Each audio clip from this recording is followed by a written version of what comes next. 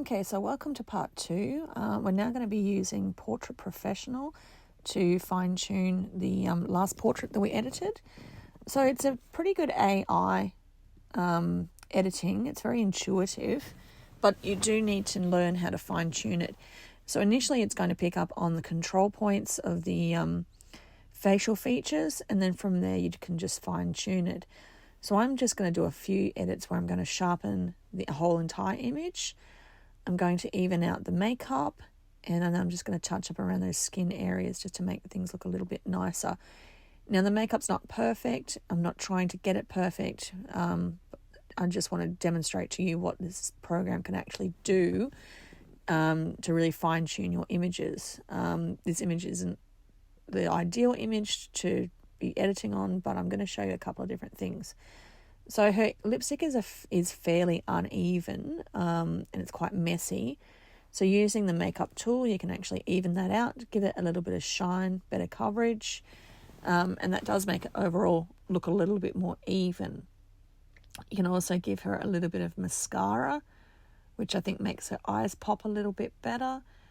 Now you can choose what types of application. You can do a thick application, thin application, and make it very subtle, or you can make it very, very obvious. With the eyeshadow, you can choose what colours, and you're just using the little eyedropper to slide around and have a look. With her skin tones, I'd keep it a very neutral colour. I wouldn't do too much, otherwise it's going to look really, really obvious. Now, if you can see, it's getting a little bit messy there in that corner of her left eye. So you can just move those anchor points, and those anchor points will effectively move where that eyeshadow is actually sitting on her face, which is really, really effective. So if it's not quite creating the effect you want, just shift those around a little bit. Now we're just going to give her a little bit of eyeliner. You can make it a nice thick cat eye, or you can make it just a simple kohl, a simple liquid line. There's all kinds of different applications you can do there. You can make it quite dark, and that just tidies it up a little bit. We're still a little bit messy. And then you can just add a little bit of blusher. Now, I find with this, playing around with the lighting is a little bit more effective. You can also select the face shape to make it a bit more realistic. You can also add bronzer.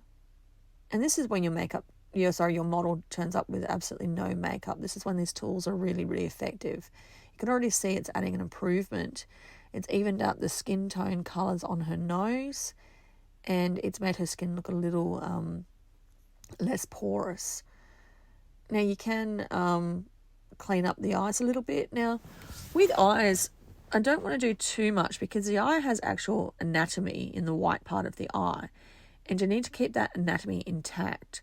When we look at a human eye, it has veins and blood vessels, and we want to just really make sure that we don't remove those, otherwise it does look absolutely ridiculous.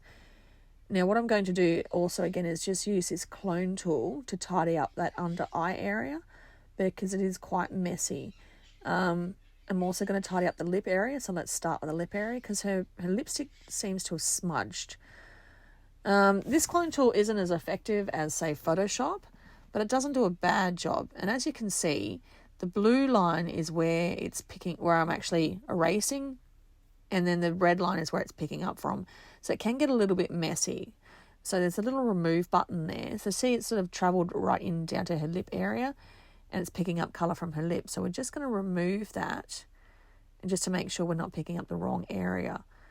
And then we can use the relight button to relight it to make sure that it actually relights it to her actual skin tone. So as you can see, it can be a little bit messy, but with the right practice, eventually it can work out pretty okay. It's definitely a lot better than what it was because that lipstick was very, very messy. Again, this is something that should have been picked up during the photo shoot. Things like this, if you have a makeup artist on hand, and you don't have 60 people trying to shoot over your shoulder, you can pick up on this and pay attention to detail while you're actually shooting so that you're not trying to fix this up later in post. It looks a little bit better As you can see, that's slightly better. So we're going to use a touch-up tool just to run over it, just to sort of tidy that up a bit because it's still fairly sloppy. But again, this is the disadvantage of having lots of people at a photo shoot. You don't get to pay attention to the detail and actually fix the lips on the spot at the shoot, which is what we should always be trying to aim for. It's still not perfect, but it's just a demonstration so that you get the idea of what this can actually do with this program. So we're just going to tidy up a little bit more just of that skin around the mouth. If I've gone too much, then I can use the erase tool because we don't want to really remove the texture of the lips, otherwise it starts to look fake. Now we can just use that clone tool again to fine tune and make sure that we're not so sloppy. But again, her eye makeup is looking a little bit messy, so we can play around with that and fix that up. Now, it's not as effective as Photoshop. I'm going to say that again. But the relight tool, use that to make sure that the lighting on the retouching is a little bit better. Just that other eye, we've got a little bit of dark shadowing there in that corner. So we're just going to use that clone tool to try and tidy that up a little bit better as well. It's a bit of a tough one. I personally probably would have done this on the shoot. But again, this was a photo walk and it's impossible to do this on a photo walk. So again, using the touch-up tool, just run that over so it blends a little bit nicer. Hasn't blended as nicely as I want.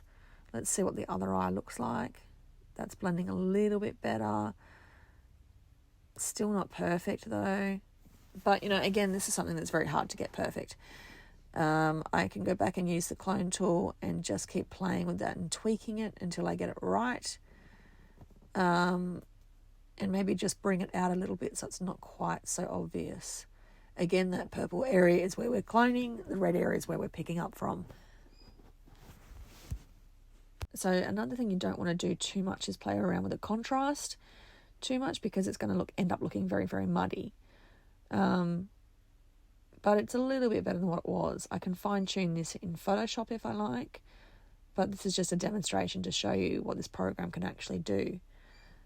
So that's a lot better. If you're looking at the original side by side, it's quite a lot better, and just giving it a little bit of a swipe over. Of course, it could be better, but it's better than what it was. Just doing a few final swipe ups. Now, a really great tool that I really like about this program is the lighting and colouring tool. So it can create depth and dimension because none of our lighting should ever be 100% flat. So if you play around with the lighting on the cheekbones and you give it a bit of shadow, you can really fix that lighting and make it look a lot less flat. So we can see there that it's bringing some lighting into the cheekbones, and it's giving those cheekbones a little bit more dimension, which gives her a bit more of a three-dimensional look. So that looks quite a lot better than what it did. Now I can play around with the lighting in other areas, but I think that looks pretty okay. Now I can go back and just fine tune that clone tool because I'm not quite happy with that eye just yet. It's still looking a little bit messy to me. A patch tool in Photoshop would be probably the ideal tool, or even a clone stamp tool in Photoshop. I'm just also going to get rid of a little bit of that remaining hair on the cheek and just fix it up a little bit. So you can see here that you've got your different patch areas, and you can play around and sort of tweak. If you're not happy with it, you can use the remove to remove the areas, and essentially you're just removing anything that you're not happy with the way it's cloning. It's not as powerful as other cloning programs, but it's not too bad. But again, you really want to be careful about where you're actually cloning from and where you're picking up, because if I remove that, you can see sometimes it's not quite picking up the right area. So we'll go back and give it another go, see if we can get it to work a little bit nicer. And sometimes just changing the brush size can really, really help, and making it a much smaller brush. But again, just being really careful about where we're picking up that tool from and making sure that the skin tone is fairly close to the original. So that's a little bit better. We'll just give it a bit of a touch up again, just to see if that blends. I'm being a little bit fussy here, but, sometimes it's better to get it right and make it look 100%. Otherwise, it just stands out and makes it look a little bit fake. So we're just going to expand that area and just bring it out a little bit so it just blends a little bit better. Maybe give it a little bit of a relighting just to see if we can get it to really blend in. Again, something I should have done during the shoot was to make sure that her makeup wasn't messy. Something that can't really be helped. So that's how we use Portrait Professional. I quite like this program. Sometimes you can overdo it, but it does look really quite effective when you do it correctly. That's just a fairly basic demonstration on how Portrait Professional works.